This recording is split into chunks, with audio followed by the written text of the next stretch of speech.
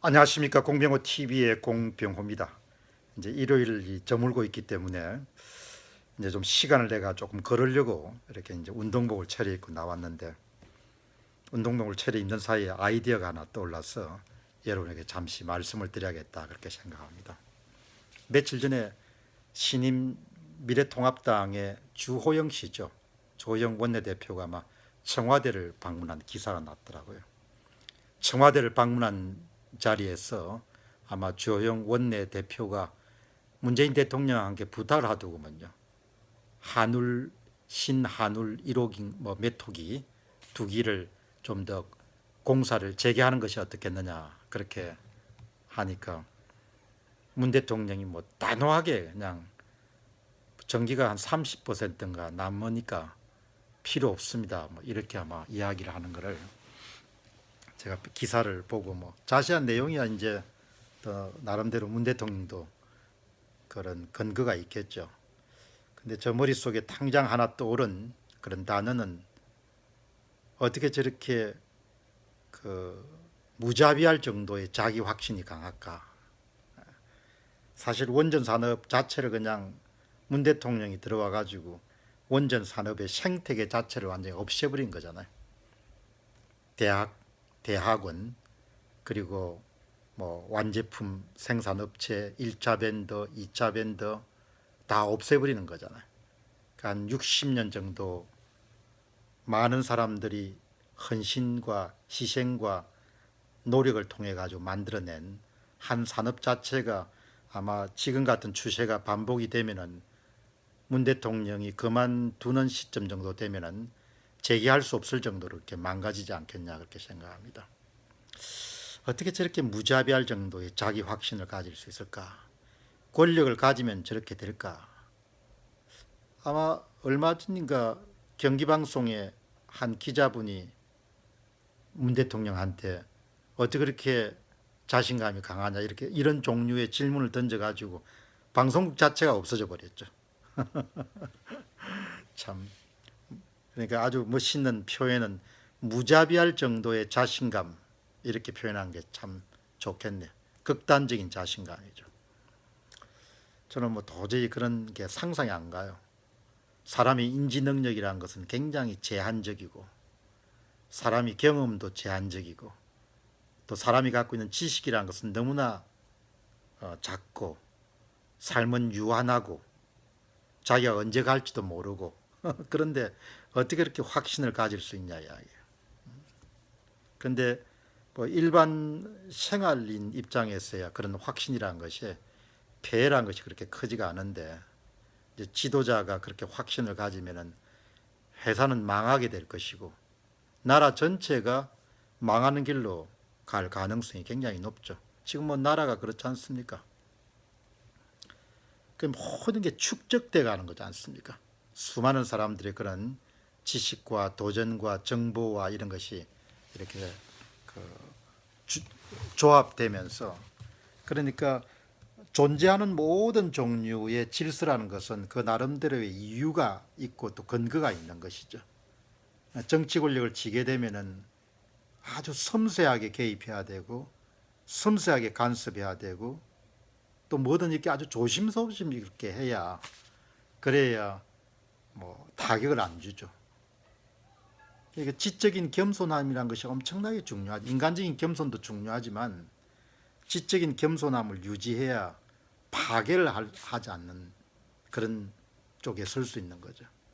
이제 자기가 잘 모르는 분야, 자기가 갖고 있는 지식이 불완전함에 불구하고 과도한 그런 자신감이라든지 확신을 갖고 자기가 갖고 있는 그런 지식에, 불완전한 지식에 바탕을 두고 뭔가를 밀어붙이게 되면은 그냥 수많은 사람들의 생계를 그냥 없애버린 거지 않습니까? 망하게 하고. 그러니까 참 그거를 우리가 문정부 들어와서 많이 보죠.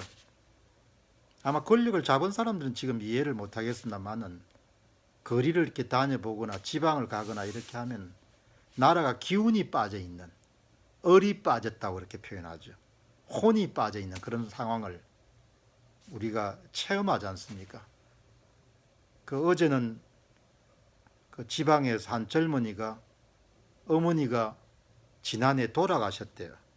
그 돌아간 이유가 뭔가 하니까 너무나 나라가 어떻게 될까 봐 가지고 걱정을 많이 했는데 그 와중에 심장마비로 돌아갔대요. 50 정도가 됐는데.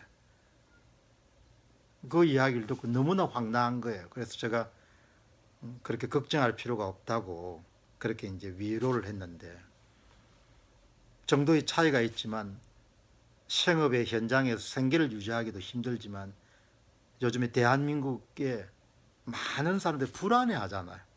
앞으로 어떻게 될지 모르니까. 그 불안해하는 가장 큰 요인이 뭐냐 이야기죠.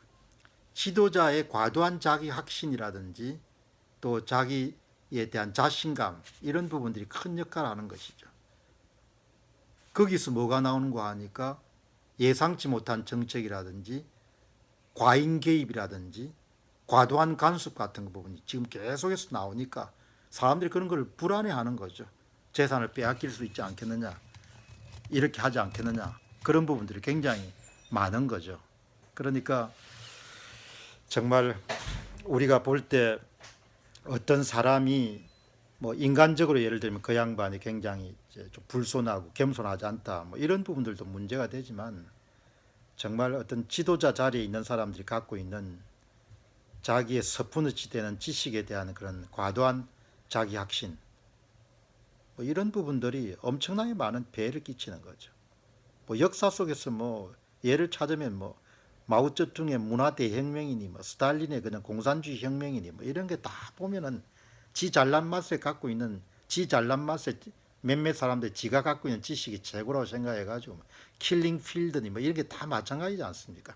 엄청난 사회적 실험을 그냥 감행해가지고 그냥 수많은 사람들 죽게 하고 그냥 그렇게 한 거 아니에요. 정도의 차이가 있지만 모든 그 기본을 흐르는 관통하는 원리라는 것은 똑같은 거죠. 내가 옳으니까, 내가 갖고 있는 지식이 옳으니까 그 지식에 맞춰 가지고 사회를 재설계하겠다는 거 아니에요. 흔히 사회공학적 사고방식의 바탕을 두고 사회를 그냥 완전히 재설계나 재조직화하겠다는 그런 부분들이 결국은 역사 속에서 엄청나게 많은 비극을 가져왔는데 지금 대한민국도 마찬가지지 않습니까?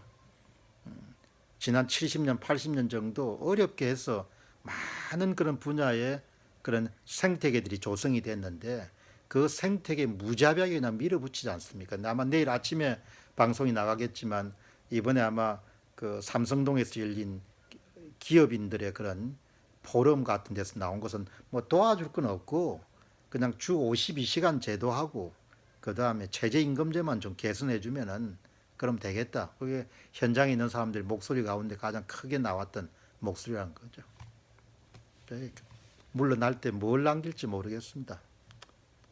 그러니까 정말 참 보면은 이 나라라는 게 기본적으로 지도자 한 사람이 갖고 있는 생각이나 정책에 따라 이렇게 나라가 망가질 수 있구나. 이렇게 참 어렵게 만든 나라가 이렇게 힘들어질 수 있겠구나. 이런 생각을 하게 되면은 억장이 무너질 때가 많죠. 뭘 그렇게 다 똑똑합니까? 여러분 똑똑합니까?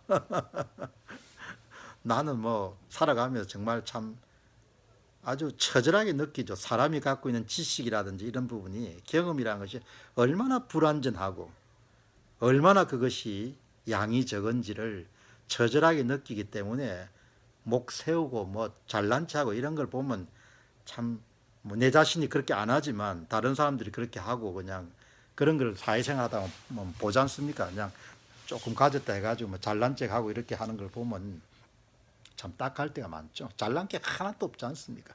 사람이 알면 뭘 얼마나 알겠습니까?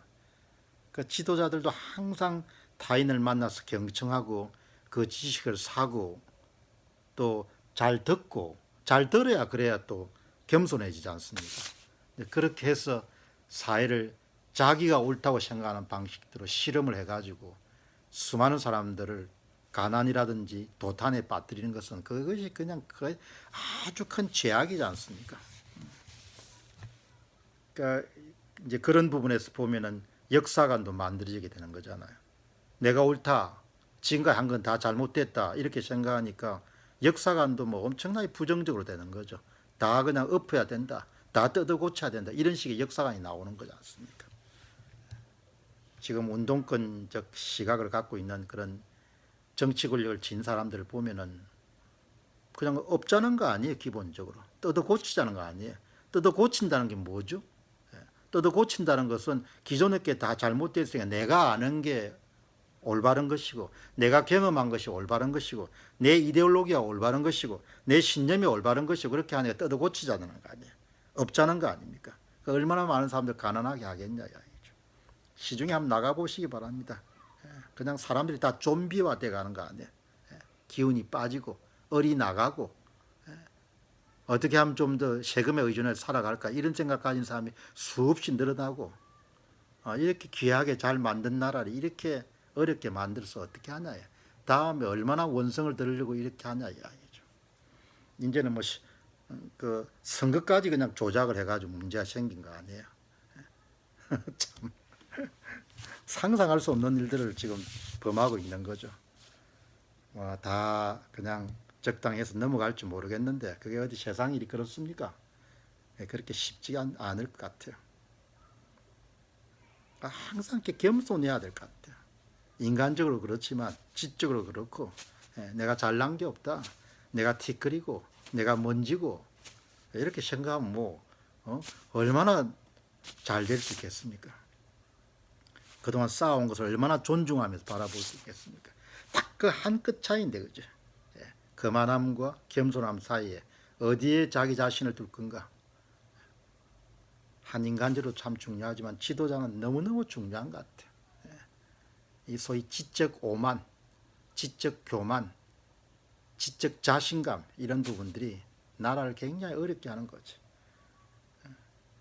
원전을 그냥 파괴를 하니 그게 말이 되냐 이야기. 뭘 그렇게 잘났냐 이야기야. 뭘 잘났기 때문에 그렇게 원전을 없앨 정도의 그렇게 자기 확신이 있냐 이야기죠. 말이 안 되는 이야기죠. 한 가지를 보면 10가지를 안다고. 모든 게 그런 겁니다. 정부 돈 풀어가지고 그냥 나라 살리려면 지금까지 망한 나라가 어디 있겠습니까? 경제위기 경험하지 않는 나라가 어디 있겠습니까? 다 잘 살고 잘 먹고 하게. 돈 찍어가지고 그냥 나라 잘 살린다면 누가 잘, 그것처럼 쉬운 방법이 어디 있습니까? 기본을 잘 모르는 거죠. 기본을 모르는데 내가 잘났다 이렇게 생각하기에 대책이 없는 거죠. 정말 참 귀하게 어렵게 나라 생각만 하면 참 가슴이 먹먹해질 때가 많죠.